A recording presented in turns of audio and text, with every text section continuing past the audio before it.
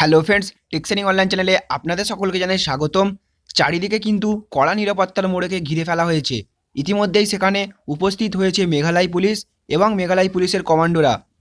এই মুহূর্তে রাজীব কুমার রয়েছেন ত্রিপুরার কার্সেল নামের একটি প্রাইভেট রিসর্টে, যেখানে কিন্তু তাকে গতকাল রাতেই নিয়ে যাওয়া হয় মেঘালয় পুলিশের ফাঁড়িতে। বিশেষ বাহিনী দিয়ে তাকে নিয়ে যাওয়া হয়েছে, ওয়াই ক্যাটেগরির সিকিউরিটি তাকে নিয়ে যাওয়া হয়।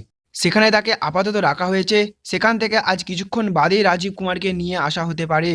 এবং রাজীব কুমারের সঙ্গে থাকছেন আরও দুটি কলকাতার পুলিশ অফিসার। ইতিমধ্যেই আস্তে আস্তে সিবিআই এর আধিকারিকরা অফিসে আসতে শুরু করেছেন। বেশ কয়েকজন ইতিমধ্যেই হাজিরও হয়েছেন অফিসে। এখানে বলে রাখি, রাজীব কুমারের বিরুদ্ধে কেন্দ্রীয় গোয়েন্দার একাধিক কিন্তু অভিযোগ রয়েছে।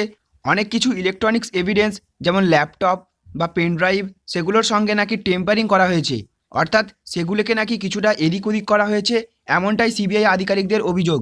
এছাড়াও তাদের অভিযোগ যে তিনি যেসব এভিডেন্স যেমন ল্যাপটপ, পেন ড্রাইভ ইত্যাদি অভিযুক্তদের কাছ থেকে সিজ করেছেন, অর্থাৎ যখন এসটিএফ গঠন হয় তখন সিজ করা হয়, সেই এভিডেন্সগুলো ফরেন্সিক টেস্ট না করিয়ে ফেরত দেওয়া হয়, এমনটাই অভিযোগ সিবিআই আধিকারিকদের। কেন এসটিএফ সেটা করেছেন এ বিষয়েও প্রশ্ন করা হতে পারে তাকে। এবং আরও একটি বিষয় যেটা রয়েছে সেটা হচ্ছে কল লিস্ট। কল লিস্টটা কিন্তু অসম্পূর্ণ দেওয়া হয়েছে বলেও অভিযোগ রয়েছে তাদের, সেটাও কিন্তু জিজ্ঞেস করা হতে পারে নগরপালকে। সুতরাং রাজীব কুমার কতটা প্রস্তুত সেটা আমরা কিছুক্ষণের মধ্যেই জানতে পারবো। আর একটা কথা বলে রাখি, আজ অর্থাৎ রবিবার কিন্তু কুণাল ঘোষকেও জেরা করা হতে পারে। ওনাকেও ডেকে একাধিক প্রশ্ন করতে পারে সিবিআই অফিসাররা। ইতিমধ্যেই আমরা জানতে পেরেছি যে 3টে টিম ভাগ করে সারাদিন ধরে প্রশ্ন করা হবে রাজীব কুমারকে। একটি সেটে 30টি করে প্রশ্ন আলাদা আলাদা সিবিআইয়ের টিম প্রশ্ন করবেন রাজীব কুমারকে।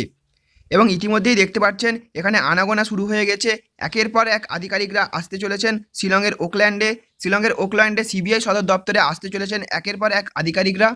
আপনারা দেখতে পাচ্ছেন ইতিমধ্যেই কড়া নিরাপত্তার মোড়কে ঘিরে ফেলা হয়েছে এই জায়গাটিকে। কিছু প্রেস বা সাংবাদিকরা উপস্থিত হয়েছেন ইতিমধ্যেই, কিন্তু এই মুহূর্তে কাউকেই অফিসের ভিতরে ঢুকতে দেওয়া হচ্ছে না। তো ফ্রেন্ডস, আশা করছি আপনারা বুঝতে পারলেন। এই মুহূর্তে এতটুকুই। আমার দেওয়া ইনফরমেশনটি যদি আপনাদের একটুও ভালো লেগে থাকে তাহলে অবশ্যই একটা লাইক করবেন।